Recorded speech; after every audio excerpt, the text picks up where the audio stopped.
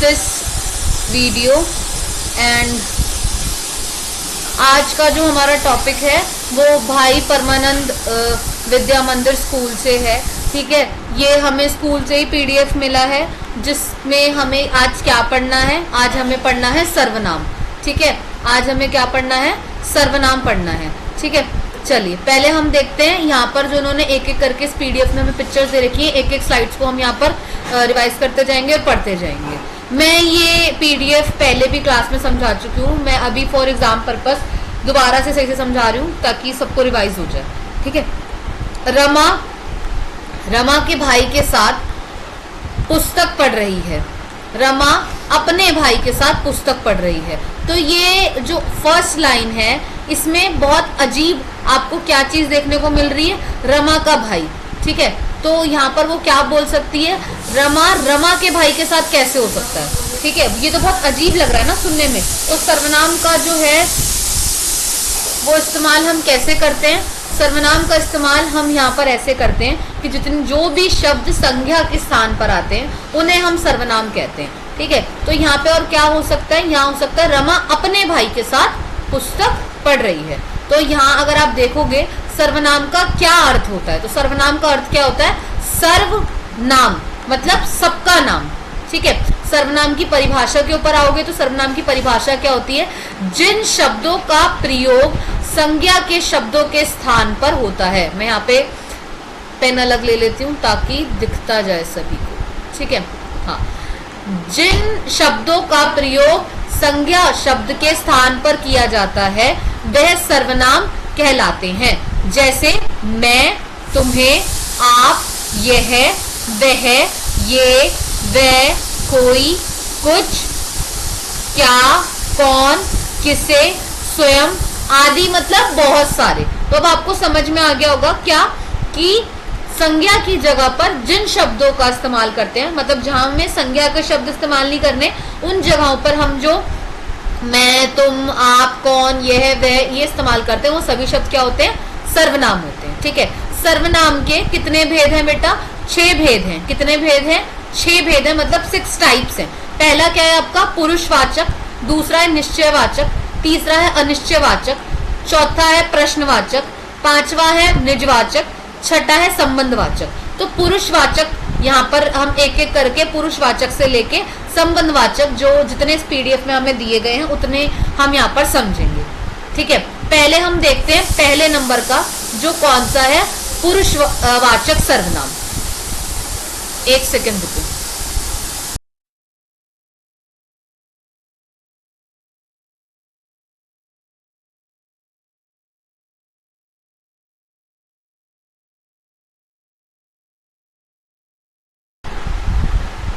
पुरुषवाचक सर्वनाम, जो सर्वनाम शब्द बोलने पर सुनने वाले या अन्य व्यक्तियों के लिए प्रयोग किया जाता है। जो कोई भी सर्वनाम शब्द है बोलने वाले या सुनने वाले या दूसरे किसी भी पर्सन के लिए इस्तेमाल किया जाता है उसे हम क्या बोलते हैं, पुरुषवाचक सर्वनाम कहते हैं। जैसे मैं पुस्तक पढ़ रहा हूँ, तुम वहां क्या कर रहे हो, वह फुटबॉल खेल रहा है। तो इससे हमें क्या समझ में आया, जो इंसान बोलने वाले मतलब जो भी है और जो सुनने वाले और या फिर किसी अन्य व्यक्ति मतलब सेकंड पर्सन या फिर थर्ड पर्सन या जो भी बोल रहा है स्पीकर उसके बारे में इस्तेमाल होते हैं, वो सब क्या होते हैं आपके पुरुषवाचक सर्वनाम। ठीक है, अब ये चित्र आप देख रहे हो तो यहाँ पे 2 बच्चे क्या है, पेन लेके बैठे हुए हैं। तो अभी हम यहाँ पे देखते हैं यहाँ पे क्या लिखा है, मैं तुम्हें उसकी चित्रकारी दिखाना चाहती हूँ। ठीक है, अब यहाँ पर अब आप क्या देखोगे, इसी में ही पुरुषवाचक सर्वनाम में ही कितने भेद होते हैं, 3 भेद हैं। तो पुरुषवाचक में कितने, 3 भेद हैं, बट सर्वनाम के कितने भेद हैं, 6 भेद हैं। ठीक है, अगर सिर्फ सर्वनाम की बात हो तो कितने भेद हैं, 6 भेद हैं। अब जो सर्वनाम में पहले नंबर का भेद है कौन सा है, पुरुषवाचक सर्वनाम है, और पुरुषवाचक में कितने भेद हैं, 3 भेद हैं। ठीक है, पहला कौन सा है, उत्तम पुरुष, मध्यम पुरुष और अन्य पुरुष। ठीक है, पहले अब हम क्या पढ़ेंगे, उत्तम पुरुष। बोलने या बातचीत करने वाला व्यक्ति जिस सर्वनाम शब्द का प्रयोग करता है वह उत्तम पुरुष सर्वनाम कहलाता है। बोलने या बातचीत करने वाला व्यक्ति, जो व्यक्ति बोल रहा है, जैसे यहाँ पर कौन है, मैं बोल रही हूँ, ठीक है, या जो भी दो व्यक्तियों के बीच में बातचीत हो रही है, व्यक्ति मतलब पर्सन, ठीक है, तो वो जो भी बातचीत हो रही है, जिन भी शब्दों का वहां इस्तेमाल किया जा रहा है, वो सब किस में आएंगे, उत्तम पुरुष के अंदर आएंगे। अच्छा ठीक है, उत्तम में आए, बट अगर सबसे पहले हमारा क्या आता है, उत्तम ही आता है, ठीक है। तो हम यहाँ पर देखते हैं, जैसे यहाँ पर क्या है, पहला मुझे टीवी देखना पसंद है। अब नेक्स्ट पे क्या है, मुझे, या फिर आप किसका इस्तेमाल कर सकते हो, मेरी पुस्तक, ठीक है, मेरी पुस्तक तुम्हारे पास है। यहाँ पर आपको क्या पता लगा, मेरी और मुझे, क्या समझ में आया, बोल रहे हैं यहाँ पर, है ना, बोलने या बातचीत करने वाले व्यक्ति जहां पर अपने क्या करे, सर्वनाम के शब्दों का इस्तेमाल करे, वो उत्तम पुरुष होता है। मैं भीग रही हूं। अब हमारे पास क्या है, मध्यम पुरुष।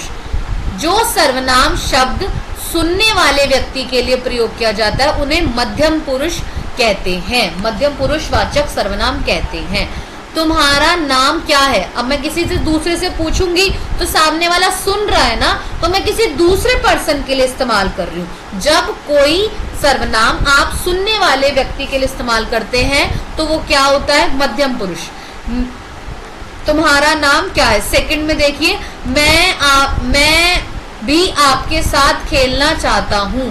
तो यहाँ पर सेकंड जो पर्सन है या जो मध्यम पुरुष है वो कौन है, आपके, क्योंकि हम यहाँ पर सुनने वाले व्यक्ति के लिए इस्तेमाल कर रहे हैं, आपके साथ खेलना चाहता हूँ। नेक्स्ट क्या है, तुम क्या देख रहे हो, तो ये क्या है, सामने वाला व्यक्ति सुन रहा है, इसीलिए यहाँ पर मध्यम पुरुष का इस्तेमाल हो रहा है। ये लास्ट है स्लाइड, यस। अन्य पुरुषवाचक सर्वनाम क्या होता है,